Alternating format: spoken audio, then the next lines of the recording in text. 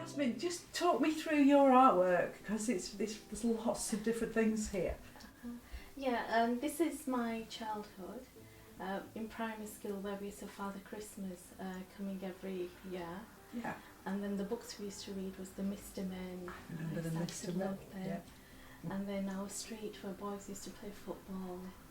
And then we used to have an Asian shop where there was a mannequin that used to stand out to me, and I used to always look at it because it's so different to, how I'd grown up. And so was it the clothes or? Yeah, it was the clothes, and it was the smell of the shop as well. It had a very different smell from everywhere else. Oh, that's lovely. They say smells are good for memory, don't they? Yeah, and the jewellery as well. If you look at the jewellery, there's a lot of bling in that shop.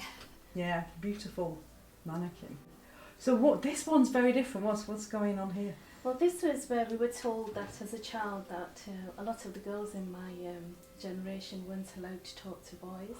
Oh, I see. And they weren't allowed to have boyfriends, and if they ever did, they'd be shipped off abroad and get married. Oh my goodness. Yeah. So that was the punishment for talking to boys? Yes. Well, not just punishment, it was mainly if you ever seen dating a boy or so. If you can see that there's a little person working over there. Oh yes, so we've got the plane, and then you've got where you're living, and then a couple running off. Oh, and love, which is a big no-no. And this is where you might be if you break those rules. Yes. Do you remember that happening? Was that something that worried you as a child? Yes, it did. I remember a couple of girls did disappear when they were 15. Maybe some even earlier, and I never knew what happened. So that's quite a scary thing for a young child or a young woman. Yes. Yeah. So that was your motivation to carry on working and not mess around. And be good. Yeah. So we go from, that's, quite vivid memories there, to our coat of arms. So what's this one? This is actually the University of Bolton. Of course. The symbol. It was just education. Education was a big thing in my family. I had to study, and for me it was again I wasn't allowed to study far away. I could only study in Bolton because I lived there, and again they're always worried that you might run away if I went anywhere else. You met someone. Yes, so I stayed there, but even today I think education is such a big thing for girls now. And what was your time like then at university? Did you enjoy it? Oh, I loved it. Absolutely loved it. Yeah. So fond memories of university. Yes. And what did you study again? English. Of course you did. Yes. There's a few of our English in our group. This particular piece here. So where are you here? What were your memories? So here, this is my current situation. Okay. I qualified as a teacher, and this is a class register. Yeah. And I just think at this time there are so many choices. At the moment, I think people are so confused, and there are so many questions going on at the moment, and this is what this bit is here, and I think it needs. I think we need to go back to the basics and look at everything again and see what's going on, and perhaps bring normality back amongst the children. And I think they need to value who they are, and So the importance of education and stability in childhood here. Yes. Yeah. Yes. Yeah, which is and again I think the register represents that, doesn't it? They're coming in every day, the routines of school. Yes. And now it's not even registered; it's just on the computer now. Yes. So yeah. I just think all that is, we're losing all that. Yeah, that's rather lovely. I think I agree. And the last one, who is this? Right, this last one was actually, I was in the town centre. I think it was just before our final session in the library, and I remember I was walking in town, and there was this little girl who just turned up from nowhere and just started splashing in the puddles in the middle of town, and everybody just stopped and looked at her. And this is exactly what she had on, and I thought, oh, it was so beautiful, and I just thought the innocence and the joy. Yeah, and the pleasure in the little things. Yes. Sort of a reminder that that's where we go. Yes. No laptops, no nothing. It was just such a beautiful moment. Oh, it's lovely. And everybody just stops and looks at her, and that's what I'm trying to show here, and all the butterflies around her. And the tree, I think, I think you've definitely achieved that. Yeah. So you've written a poem as well to accompany your art.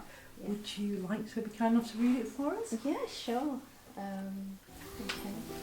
So it goes, come sit by me for a while, and I'll tell you about a time long gone by. A time when school started with an assembly, hymn, story and song, and ended with a prayer of hands together, eyes closed. Classroom smelling warm, woody and wholesome, chunky wooden chairs and tables, heavy wooden doors and floors. Sepia streets, that means reddy brown, from the bricks and cobblestones. Children playing football with friends and strangers passing by, laughing, cheering and booing with all the same grace. The motto was, a bit of dirt was always good, and you ate an apple a day and kept the doctor away. The Indian mannequin shiningly out of place, looking forlornly to be back among the majestic screeching peacocks of the land we're born. Boys were made of slugs and snails, and girls were made of sugar and spice and all things nice. To love was a sin and unheard of. Proper girls keep their heads down, go straight to school and come straight home. No time to talk or make frivolous friends. Idle hands made devil's work, so education was the best distraction. And if you were seen to talk to the other, well, you were soon shipped off to the land of another. Education was abundant and free. You could doss around and then take it seriously. No BTECs or SATs, but there was GCSEs. No AS levels, only A levels. And there were degrees, bachelors with honours, masters and PhDs. You could fulfill your dreams as a girl of teaching or nursing for careers. Now you have computing, medicine, law, engineering, and so much more. Subjects which were once unheard of are now growing more and more. This is my prayer. My prayer for you, my child of tomorrow, is may you grow to be confident and strong. Choose your future wisely, for it seems very long. Be kind and be gentle to everyone you meet. Their journey may be hard and life may not have been sweet. Make time to sit with the weak, the poor and the frail. Their stories are important, as no life is a fail. Don't look and compare and yearn to be someone you are not. Be true to yourself, for the secret of life is to be healthy, happy and content. Don't get carried away with the whirlwind of life. Stop a while to smell the flowers, and not just the roses, as each flower is beautiful and carries a fragrance so very unique. Always find friends and never a foe. May you be the hand that gives and never withholds. May you be a candle in other people's lives and never the cause of their misery. May your journey be blessed with a warm, gentle breeze, your path always strewn with gold, diamonds and pearls. May your heart always sing praise of gratitude aplenty, and thought always be full of goodness and positivity. Life is a beautiful journey if you think it so, and you will learn that abundance is everywhere you go. May there always be someone to watch over you, to protect you and guide you in all that you do. That's absolutely beautiful. To and guide you in all that you do. That's absolutely beautiful. Thank you so much for sharing that with us, Yasmin, today. Yeah, you okay for a couple of questions? Yeah. Are you sure? Yeah. Just look at me. Okay. Right, we'll have a chat, okay? Yeah? So why do you remember why you decided to join the project, Yasmin? Oh gosh, why did I want to join? I think it just seemed really exciting. The art form Potagon and the storytelling, and it was something I'd never heard of. So it was something from a different culture.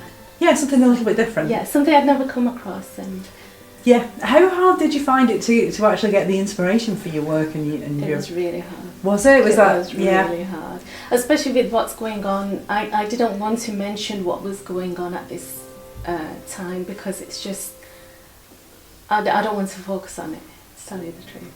And I wanted it to be something. I wanted it to be positive. I wanted it to be something. I don't want to say I'm hiding away from it. It's still there. We all know it's there, but I don't want to mention it. So it's just wanted, that was the hardest thing, finding something to focus on. I think you've achieved that though. Excuse me, because we're not mentioning Corona. But actually it's very forward thinking. It's about your future, how you work with young children on their futures, and like you say, taking the pleasures in the little things in life and staying positive. Yeah. So I definitely think you achieved that. What do you think you enjoyed most about doing it, the project? It was just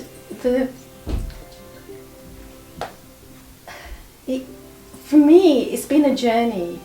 It's having to go back again. A lot of the things I had to go back and research them again, even though I'd done it at school. Yeah. At some point, I still had to go back and look it up. How do I do this? How do I do it? I remember doing that at school. How do I? So it was a lot of that, and it was a lot of looking back and jogging my memory. And thinking about your own memories. Yes. As well. Yes. So was that a nice journey, or it was ups it and was downs? Nice journey. It was a surprising journey because I always thought I couldn't draw, and I think as the pictures have developed, I could see that that's. That you can. Yeah. Yeah. I think we can definitely say that you can paint and draw. So congratulations! It's a really great piece of work. Thank you.